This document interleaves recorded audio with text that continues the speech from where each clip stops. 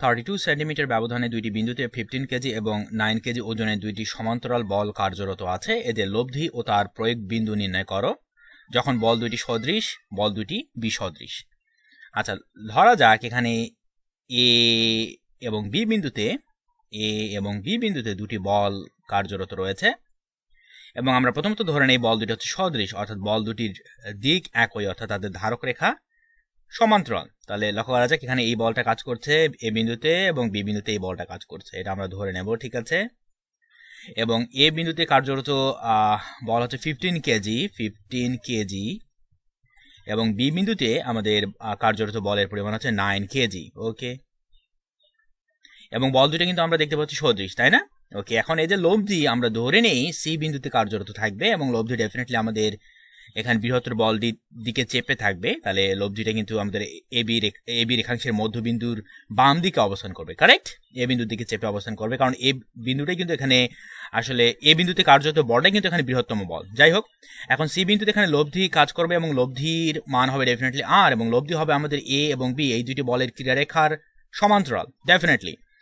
ওকে, তাহলে আমাদের কি করতে হবে? আমাদের এখানে লব্ধির মান এবং তার প্রয়োগ বিন্দু, বলতে গেলে লব্ধির মান এবং লব্ধির দিক নির্ণয় করতে হবে, এটাই কিন্তু বলা হয়েছে। এখন ডেফিনেটলি লব্ধি এখানে হবে আমাদের এখানে বল দুটি যোগফলের সমান, তাহলে আমাদের লব্ধি হবে লব্ধি আর ইকুয়াল টু প্রকৃতপক্ষে 15 কেজি প্লাস 9 কেজি, তাহলে আমরা পাচ্ছি 24 কেজি, তাই না? কারণ বল দুটি এখানে সমান্তরাল রয়েছে এবং বল দুটি সদৃশ। ওকে, তাহলে লব্ধির মান পাওয়া গেছে 24 কেজি এবং এখানে আমাদের কি করব? লব্ধির ডিরেকশন বের করব। ধরা যাক লব্ধি এখানে লক্ষ্য করা যাক লব্ধি থেকে এ বিন্দুতে কার্যরত এই যে 15 কেজি যে বলটা রয়েছে তার দূরত্ব হচ্ছে এসি, আমরা দেখতে পাচ্ছি, কারেক্ট? এটা যদি আমরা বলতে পারি তাহলে আমরা এখানে বলতে পারবো, লক্ষ্য করা যাক 15 into AC equal to 9 into BC. 15 KG ওজন বা 15 কেজি বল যাই বলি না কেন, 15 কেজি ওজন গুণন 15 কেজি ওজন থেকে আমাদের এই যে লব্ধির দূরত্ব ইকুয়াল টু 9 কেজি ওজন গুণন 9 কেজি ওজন থেকে আমাদের লব্ধির দূরত্ব। ওকে, তাহলে এই সূত্র যদি আমরা অ্যাপ্লাই করতে চাই তাহলে আমরা এখানে বলতে পারবো, লক্ষ্য করা যাক এসি ডিভাইডেড বাই বিসি, ঠিক আছে। এখন বিসি মানে কি? বিসি মানে কিন্তু আমরা বলতে পারবো এবি মাইনাস এসি, পুরো এবি থেকে যদি আমরা এসি বিয়োগ করে আমরা কিন্তু বিসি পাবো, তাহলে লক্ষ্য করা যাক আমরা পাবো AB minus AC, correct? Equal to কত হবে? 9 ডিভাইডেড বাই 15, এটাই পাবো। ওকে, উভয় পক্ষে আমরা যদি ভগ্নাংশ দুটিকে উল্টিয়ে দেই আমরা পাচ্ছি AB minus AC divided by AC equal to 15 divided by 9। আমরা একটু ডান দিকে সরে যাই, এখানে লক্ষ্য করা যাক আমরা পাচ্ছি এবি এর মান কত? এবি এর মান কিন্তু 32, তাই না? 32 সেন্টিমিটার, তাহলে 32 divided by AC minus AC by AC অর্থাৎ 1, তাহলে আমরা পাচ্ছি -1 ইকুয়াল টু 15 বাই 9, তাহলে -1 কে ডান পক্ষে পাঠিয়ে দিলে হয়ে যাবে 1 প্লাস 15 বাই 9, তাহলে আমরা পাবো 24 বাই 9, আমরা এখানে পাবো 24 বাই 9, এটাই কিন্তু আমরা পাবো।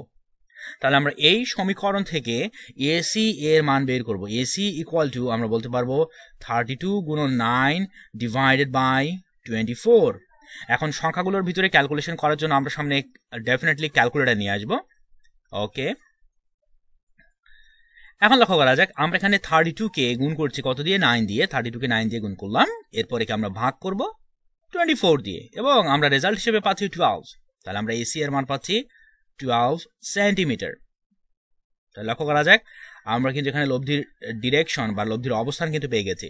তাহলে আমাদের লব্ধির মান হচ্ছে 24 কেজি এবং লব্ধি এখানে লক্ষ্য করা যাক 15 কেজি বল যে বিন্দুতে ক্রিয়া করছে, ঠিক আছে, তা থেকে লক্ষ্য করা যাক 12 সেন্টিমিটার দূরে সি বিন্দুতে এখানে কাজ করছে, তাহলে এটাই হচ্ছে আমাদের লব্ধির অবস্থান বা প্রয়োগ বিন্দু আমরা বলতে পারি, কোনো ব্যাপারই না। তাহলে লক্ষ্য করা যাক প্রথম ক্ষেত্রের এখানে সমাধান হয়ে গেল, এরপর আমরা দ্বিতীয় ক্ষেত্র বিবেচনা করবো। এখন এখানে বলা হচ্ছে দ্বিতীয় ক্ষেত্রটিতে বল দুটি বিসদৃশ।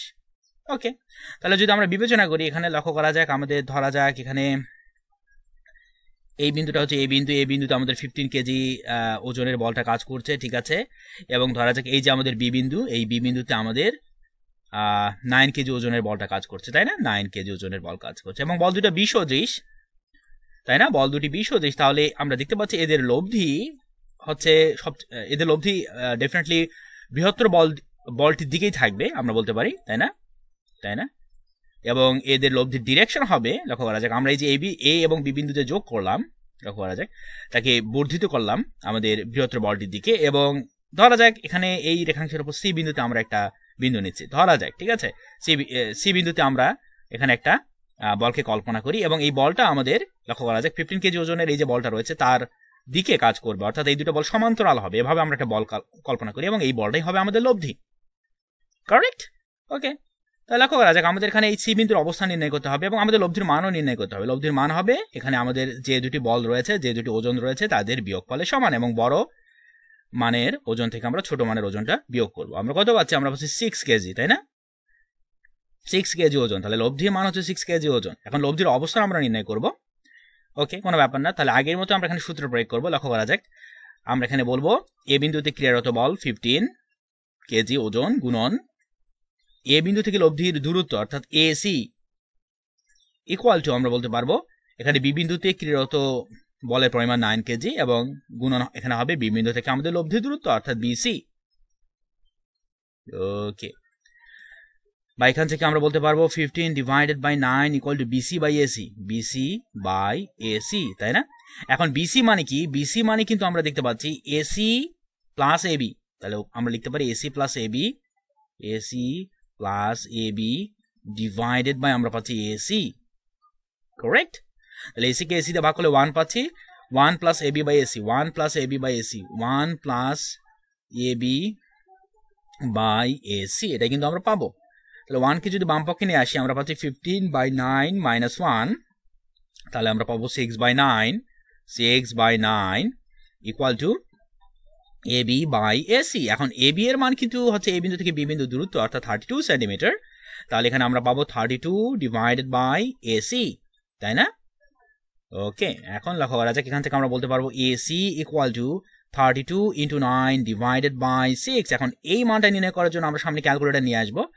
আচ্ছা, আমরা লক্ষ্য করি 32 কে গুণ করবো কত দিয়ে? 9 দিয়ে, এরপরে আমরা ভাগ করবো 6 দিয়ে। আমরা এখানে কত পাচ্ছি? 48, আমরা এখানে পাচ্ছি 48 সেন্টিমিটার। তাহলে লক্ষ্য করা যাক এখানে 15 কেজি বলের মানের এই যে ওজন রয়েছে, 15 কেজি মানের এই যে ওজন রয়েছে তা থেকে লক্ষ্য করা যাক 48 সেন্টিমিটার দূরত্বে এই সি বিন্দুতে আমাদের এখানে লব্ধি আর এর অবস্থান হবে, এবং লব্ধি আর ডেফিনেটলি আমাদের এখানে এই যে 15 কেজি ওজনের এই যে বলটা রয়েছে তার সমান্তরালে ক্রিয়া করবে ডেফিনেটলি, ঠিক আছে? প্রকৃতপক্ষে এখানে 3টা বলের ধারক রেখাই হবে সমান্তরাল, যদিও এখানে এই বলটার ডিরেকশন এবং লব্ধি এবং আমাদের 15 কেজি ওজনের এই যে বলটা রয়েছে এদের ডিরেকশন উল্টা, ঠিক আছে? যাই হোক, এবং আমাদের এই লব্ধির মান হবে ডেফিনেটলি 6 কেজি, এটাও আমরা পেয়েছি।